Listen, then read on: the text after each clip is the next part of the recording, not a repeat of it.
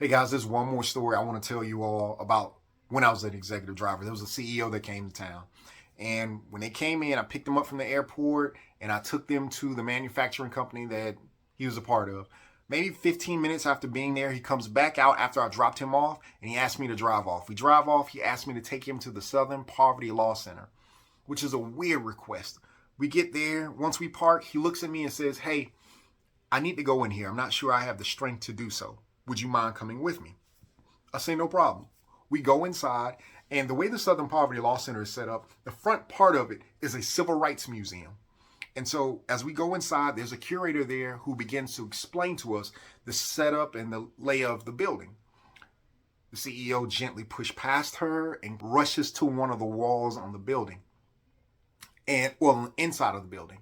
And there were names all along this wall. He puts a piece of paper up to a name and he starts to stencil that name. And so myself and the curator walk over to him and ask him, "Is everything okay?" He looks up with this gigantic smile on his face and tears rolling down his eyes. And he says, "Yes, everything's good. Can I tell you a story?" We say, "Sure." He looks at us and tells us that his family is from up north and that his father was a young preacher and that he came down to the South during the civil rights movement to be a part and to help.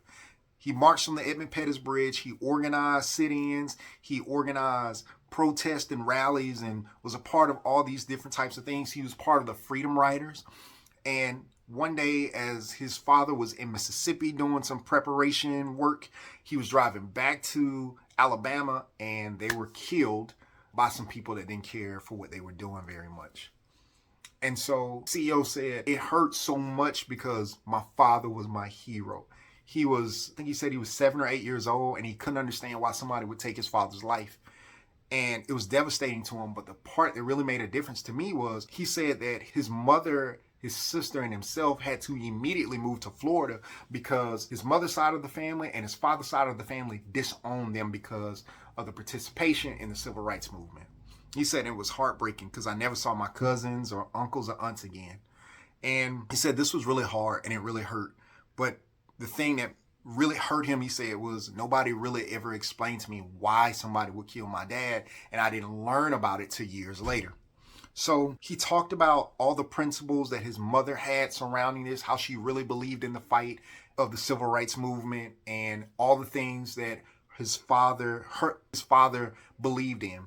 He talked about how he incorporated a lot of those principles within his business, and you could see it as a reflection of his staff, because his staff was very multicultural and very diverse.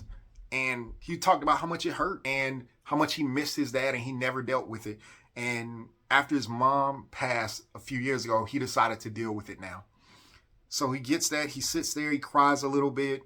He asked me to hold his hand. This is a 70 to 85-year-old white man. He asked me to hold his hand because he was like, I didn't know if I had the strength to come in here and do this, to walk back to the vehicle. So walking back to the vehicle, we drive back to the building, manufacturing company, and a couple people are there to greet him.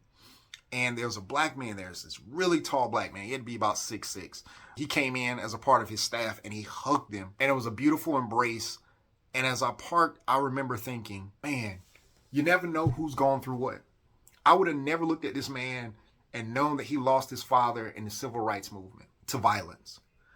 And you forget sometimes that there was a lot of people who participated in the civil rights movement, but you may never hear their names. You may never know their contributions. You may never know how it affected the world around them or what effect they had on the world.